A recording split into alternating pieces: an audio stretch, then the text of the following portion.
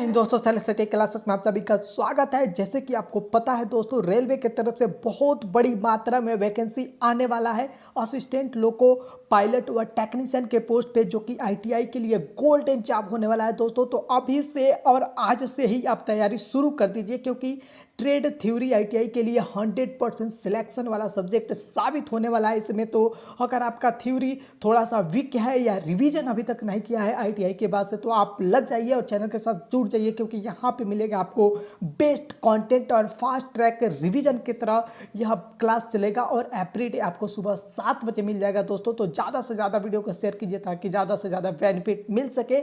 आज मैं लेके आया हूँ आपका पहला चैप्टर, जो कि आज इस बैच का शुरुआत हो रहा है। लक्ष्य जॉब 2023 ईएलपी टेक्नीशियन टारगेट है इस बार का दोस्तों। तो आप लोग 100% प्रिपरेशन में लग जाइए। बहुत ज़्यादा मात्रा में आपके लिए रेलवे रिक्रूटमेंट की तरफ से बहुत जल्दी नोटिफिकेशन आउट हो जाएगा। तो पहले से अगर आप इस क्लास को अटेंड करते हैं और अपना जो रिवीजन वाला है पूरा ट्रेड थ्योरी का चैप्टर वाइज रिवाइज कर लेते हैं, उसके बाद से हम लोग पढ़ेंगे एमसीक्यू क्वेश्चन, जो कि best and most important MCQ question classes के बाद से चालू होगा।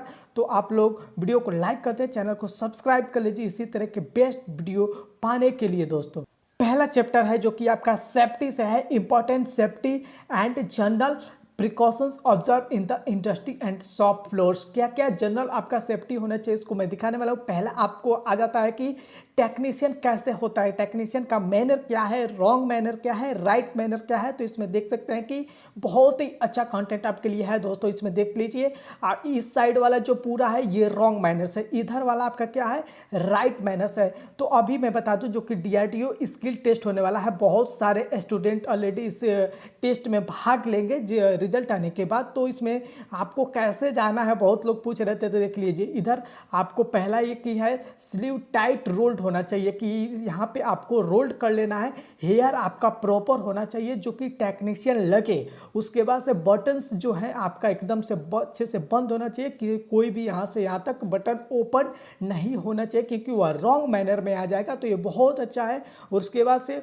ओवरऑल आपका ये पूरा कवर होना चाहिए। उसके बाद से सेफ्टी बूट पहनना चाहिए। तो ये है आपका करेक्ट टेक्नीशियन पोशाक। उसके बाद से इधर जो है वह आपका रॉन्ग एंड डेंजरस है, यह टेक्नीशियन करेक्ट पोशाक नहीं है। जैसे कि आपका बड़ा बड़ा हेयर होना नहीं चाहिए। उसके बाद से जेब में शार्प टूल नहीं रखना है, जैसे कि देख रहे हैं यहाँ पे जेब में शार्प टूल नहीं रखना है। तो डीआरडीओ स्किल टेस्ट में या किसी भी ईएलपी या किसी में भी जाइए, अगर स्किल टेस्ट होता है वहाँ पे, तो इस सब चीज़ों का ध्यान रखिएगा। इस वाले जो राइट है उसके तरह आपको टेक्नीशियन बन के जाना है। 100% सिलेक्शन होगा, 100% आप स्किल टेस्ट को क्वालिफाई करेंगे। उसके बाद से नेक्स्ट है, आपको यहाँ देख सकते हैं कि रॉन्ग मैनर है। अगर बैटन आप खोल के जाते हैं तो ये रॉन्ग मैनर है। उसके बाद से लूज कप्स नहीं होना चाहिए, देख सकते हैं कि ये लूज कप्स आपका नहीं होना चाहिए। किसी तरह का हुक इन पॉकेट में नहीं रखना है। उसके बाद से ये ओवरऑल देख रहे हैं जो पॉइंट होता है वो नीचे नहीं लटका होना चाहिए। उसके बाद से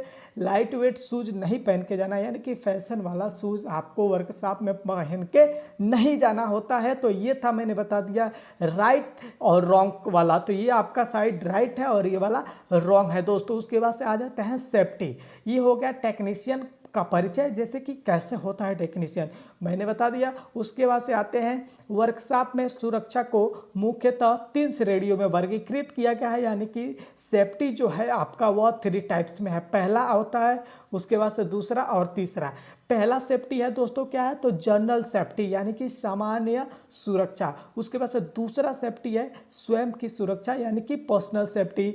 तीसरा है मशीन व टूल सेफ्टी। तो इसके डिफरेंट को जानते हैं। जनरल सेफ्टी में क्या होता है कि जनरल चीज़ें बताई जाती हैं, जनरल इंस्ट्रक्शंस होते हैं, वो चीज़ बताई जाती है। जैसे कि फर्श व फ्लोर तथा गैलरियों को साफ व स्वच्छ रखें, कभी भागा दौड़ी वर्कशॉप में न करें, एक दूसरे के ऊपर टूल्स न फेंके, चालू हालात में मशीनों को न छोड़े, किसी भी उपकरण और मशीन को न छुए चलाएं जब तक कि उसका आपको अधिकृत न किया हो या उसका नॉलेज आपको न हो।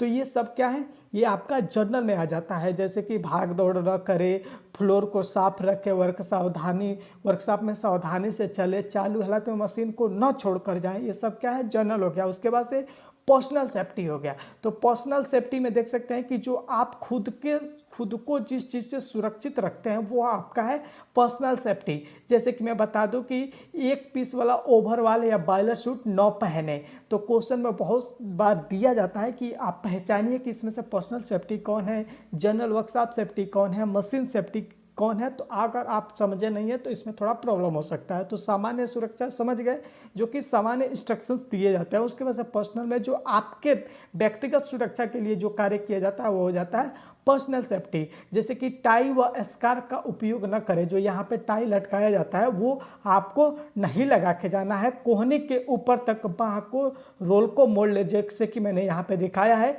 आपको रखना है। सुरक्षित जूते पहने, ये सेफ्टी बूट पहने। उसके बाद से गागल्स चश्मे पहने, जब भी आप ऐसा चिपिंग कर रहे हैं या वेल्डिंग कर रहे हैं तो वहाँ पे सुरक्षित पहने।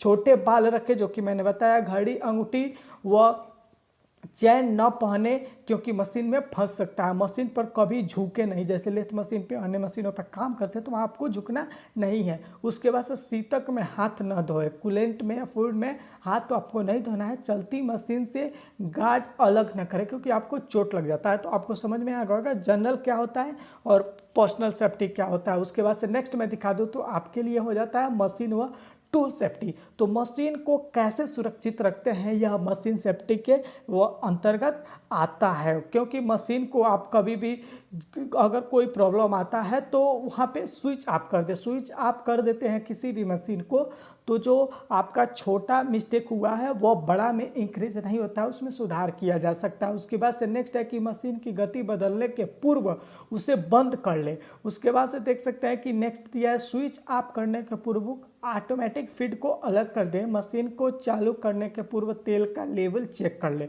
तो ये है आपका जो कि मशीन के व्यक्तिगत सुरक्षा के लिए सोचा जा रहा है, वो है आपका मशीन सेफ्टी।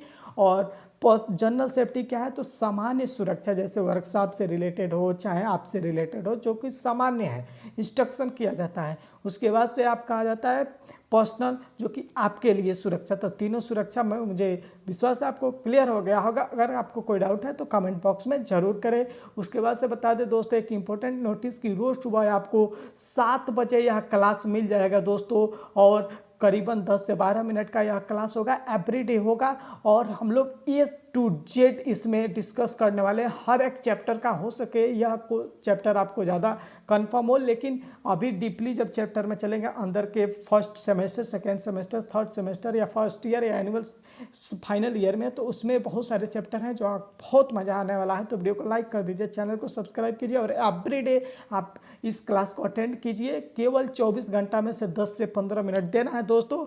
आईटीआई वाले फीलिंग के साथ हम लोग पढ़ने वाले हैं और एवरीडे हम लोग इसको कंप्लीट करने वाले हैं। उसके बाद से नेक्स्ट है अप्रोच ऑफ सॉफ्ट स्किल्स।